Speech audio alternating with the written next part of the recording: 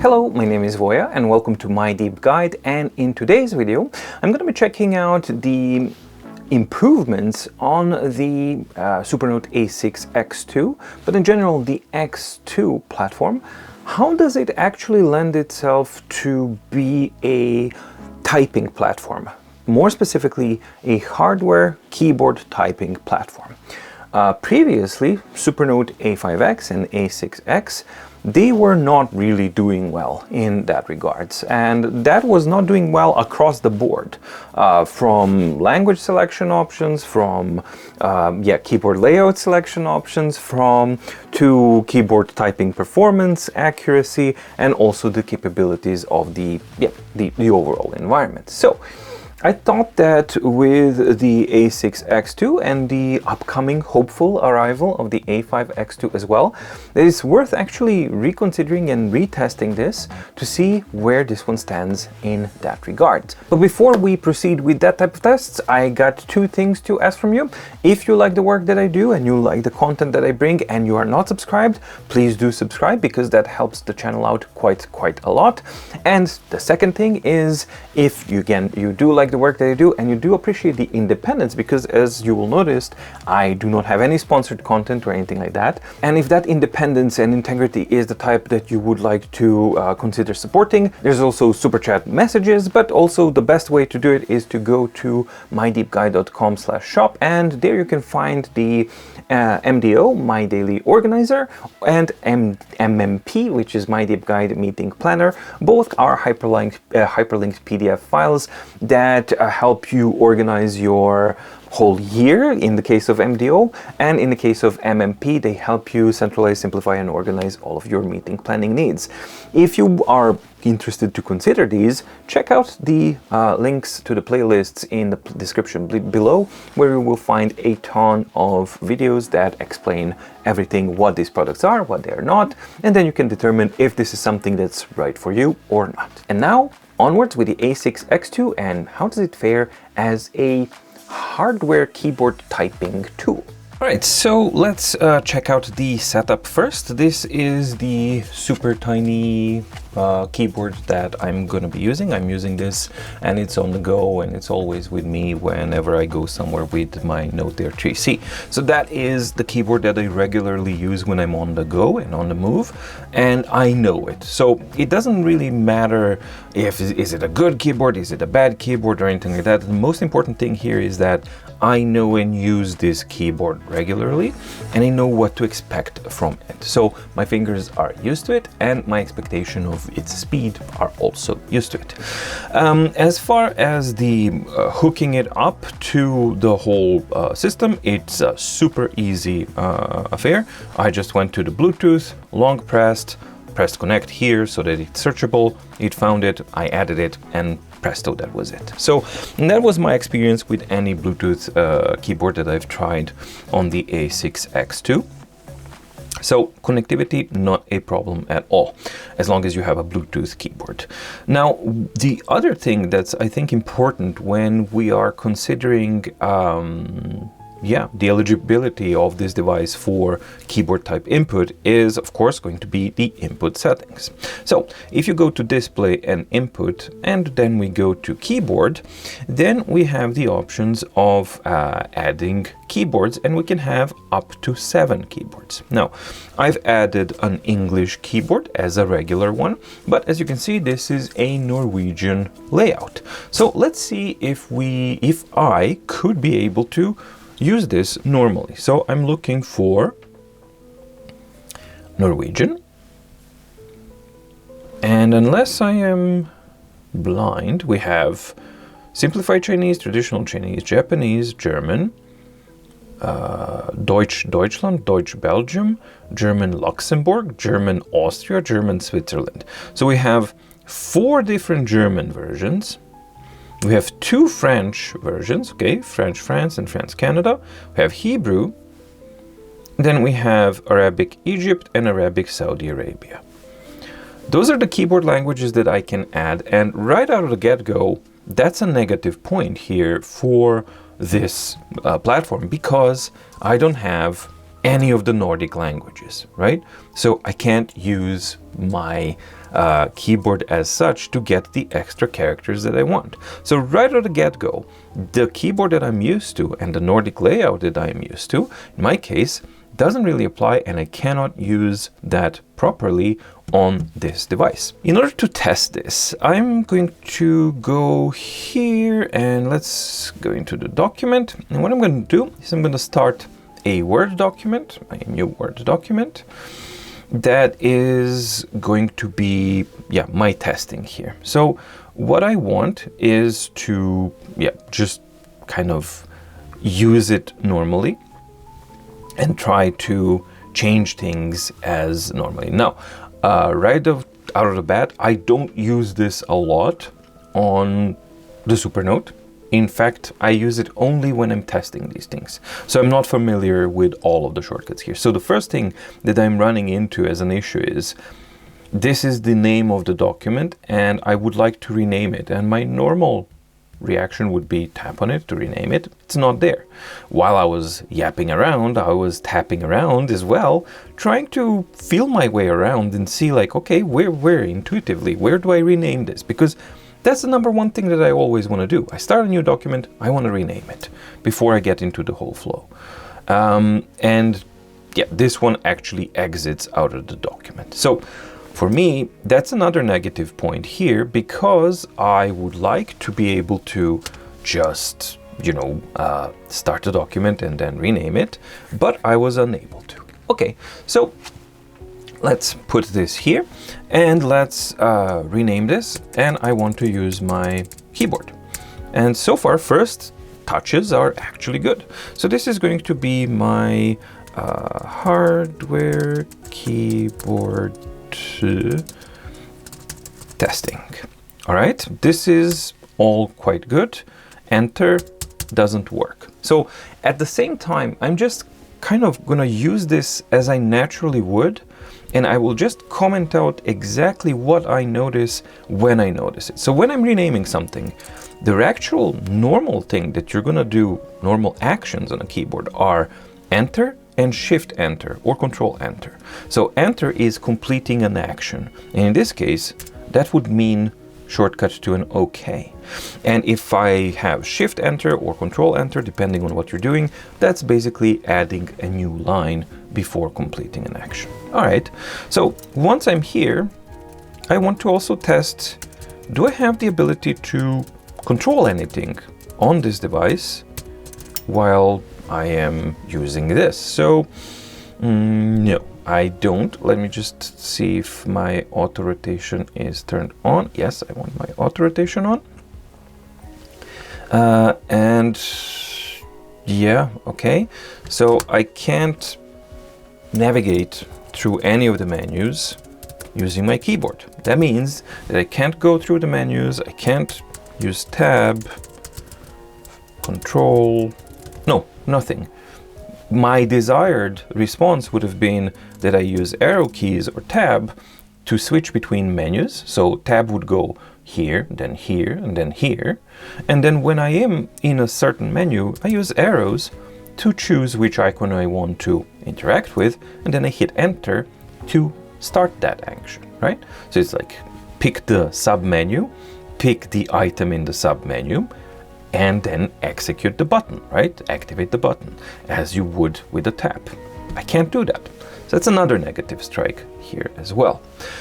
All right, so now let's finally get into the document and let's see how the typing is. I am in auto rotation mode, and again, this is another negative strike, because if I go into, let's say, a document of any kind, so let's say this is a PDF document, and I just do this, it switches perfectly normally. See? It's extremely nice and extremely responsive. Okay, let's go into a notebook. This is my regular notebook, and I go into here, switches nicely.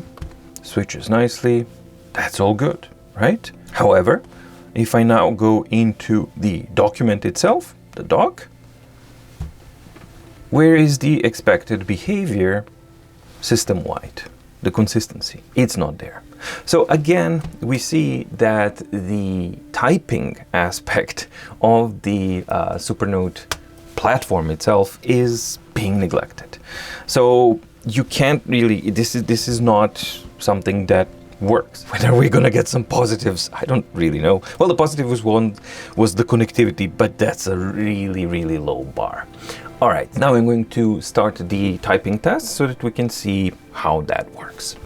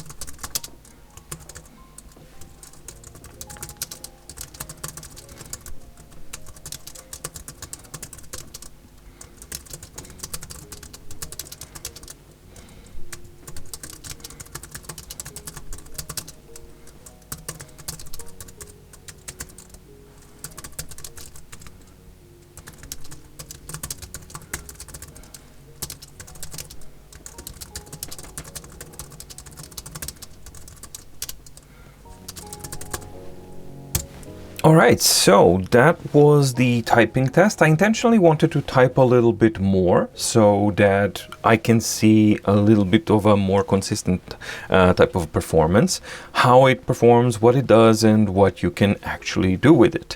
And so far, I think that the performance and the typing reliability, which for me is the most important one, both are really important, are drastically improved from what was earlier the experience when I was using A5X or A6X. So the A6X2 is absolutely way more reliable, and the performance is way better than what I had before on this platform and what I associated with this platform. So this has most definitely been addressed in some of the recent software updates, and you can absolutely see it and feel it.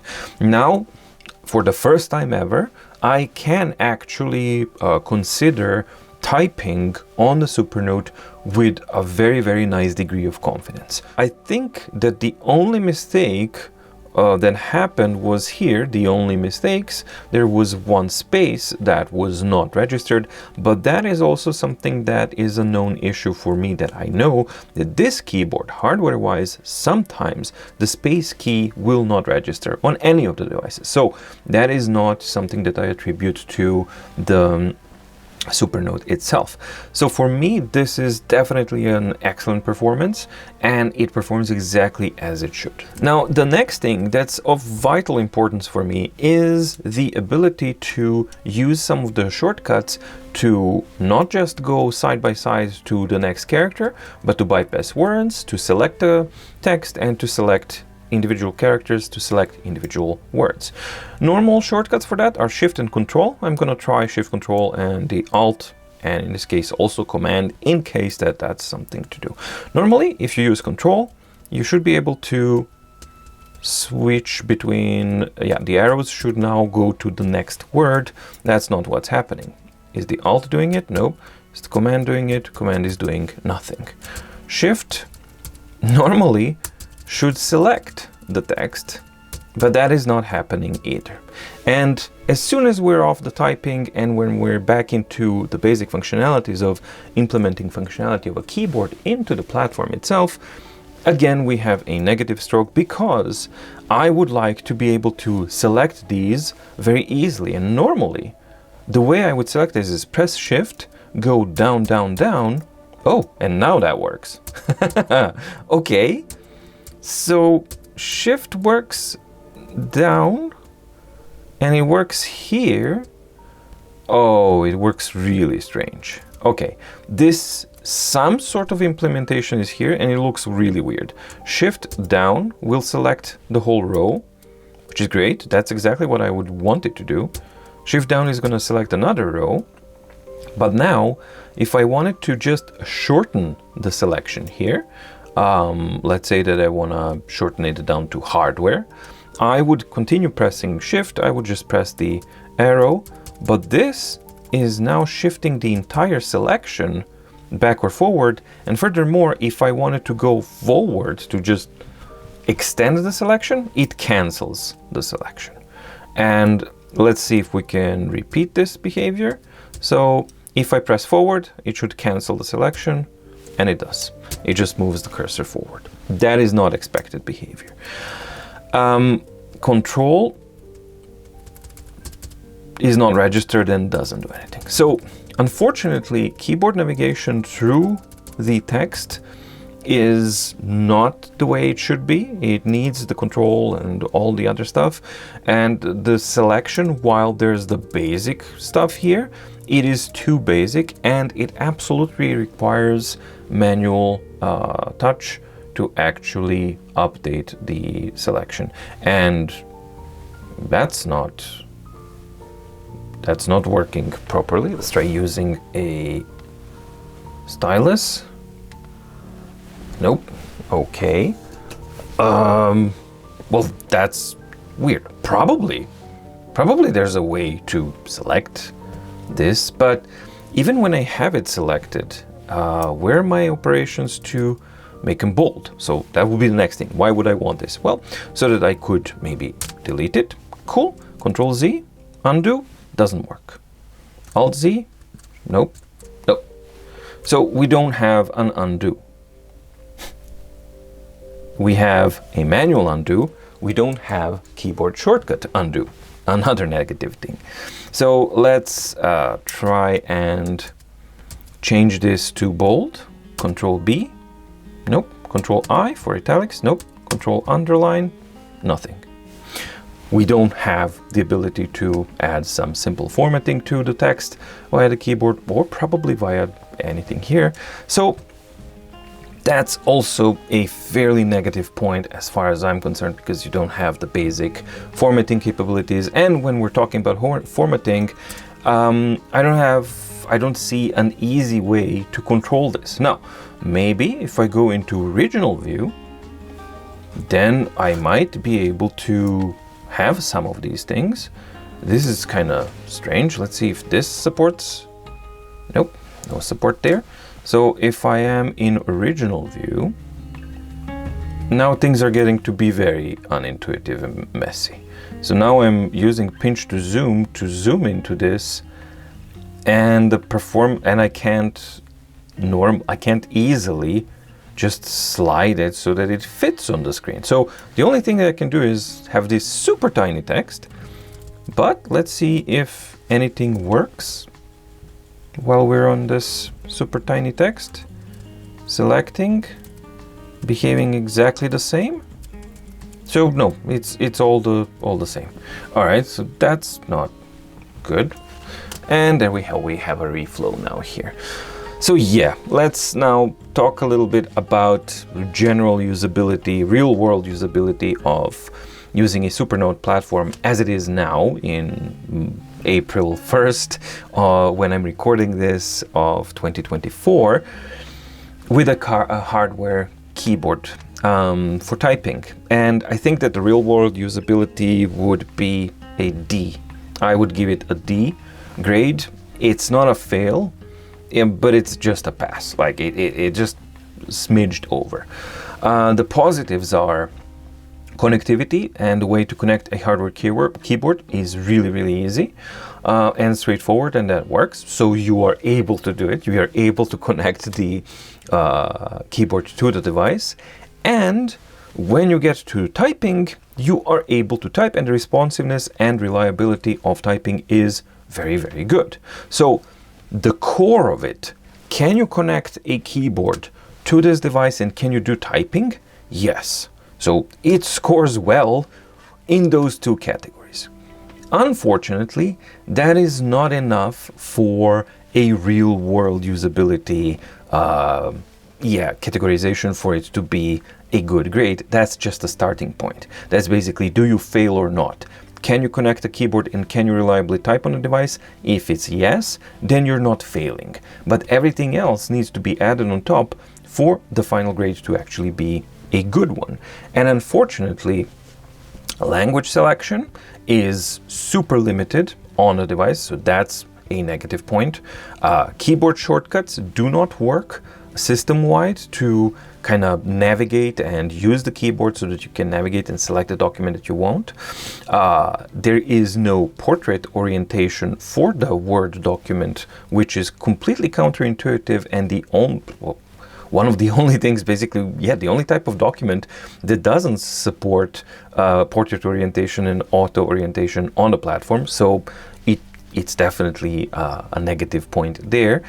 The shortcuts, keyboard shortcuts, the most basic ones, the Control Shift, like skipping a word, selecting text and stuff like that, doesn't really work. I mean, the only thing that does work is Shift and down and up to select the whole row, but other than that, nothing works. So selecting of characters and navigating through text doesn't work as expected with the keyboard. There is no keyboard Control Z, undo and redo functionality. That's also a big negative point. There are no formatting capabilities to the text whatsoever. I can't change the font size. I can't change the font style to title, headline, subheadline, or something like that, which is a very important thing when doing a document. And also you can't do any bold or italics or underline or anything like that. So those are all 6 points that a device would have to have implemented in some capacity for it to be considered for real-world typing scenario. So, as far as I'm concerned, because these are the things that you do need. Now, if none of these things, none of these 6 that I've listed really apply to you, and all you want is just plain text typing with zero kind of formatting or anything like that, and no undo with your keyboard, well, then this can definitely do it. And once you are actually finished, you can save this, and then you should be able to export it. No, it's saved as a document file, so you don't really need to export it as anything because it's already a .doc file. So that is a good thing. thing, I guess, because what you see is what you get, but what you're going to see is going to be the original view. Now, the platform, of course, has additional things and additional functionalities if you're using a stylus, where you can cross out the words and you can do selection with the stylus and everything. And those are good things, but I'm not going to touch upon those here, because what I'm testing here is how does it work in real world for typing, because this is a document for typing. And while it is nice to have functionalities that you can mark up and, you know, kind of delete a word and reorder words, and that's kind of nice to do with a stylus, when I'm typing something, I don't want to be forced to take my hands off from the primary input device. And when you're typing, the primary input device is going to be your keyboard. Therefore, your primary input device needs to allow you 95% of the functionalities that you will need via it. And that is exactly where Supernote as a platform fails, and why I think that it is, while there are definitely improvements in performance and reliability, no denying that, absolutely there are. Unfortunately, the text typing document platform itself needs all of these things that I've talked about. Okay, excluding formatting. Let's forget, maybe you don't want formatting because it's a document. Okay, let's exclude that. But you need keyboard navigation, you need keyboard selecting, you need undo, and you need the ability to have more language support, and you need the portrait orientation. So these things are needed for this platform to be considered platform for typing in a real world. Well, yeah, the typing is now great. So let's get that out of the way. The typing feels and is really responsive and is really, really, really cool. The thing that I really do like as well is that it does not have a front light, and then that e-ink display is closer to the surface, and that also is nice and nicer generally to see. Unfortunately, that's where all of the positives stop. As far as the Supernote is considered as a real-world typing tool, I think I've kind of shown and said everything else. So yeah, hopefully we do get to see some improvements in this field, because there's most definitely a lot of room for improvement. And especially when A6X2 comes out, this is something that people will consider. Definitely, I think they will consider, especially now that you have the ability to sideload apps and stuff. People are going to try and use these devices for more than just for those who write. And if that is the direction where they want to take it, then this is one of the areas that absolutely has to be improved for the completeness sake of the platform. At least that's my opinion. I'm interested to hear your opinion about this whole thing. How does it work? What are your expectations? What are your requirements? And what you would like to see as far as typing stuff is considered on the Supernote X2 platforms. I hope that you liked the video. If you did, please like and subscribe, and ding the notification bell in the description below to get notified when new videos come out on My Deep Guide. Thank you so much for watching. Stay safe, stay healthy, and see you in the next video. Bye!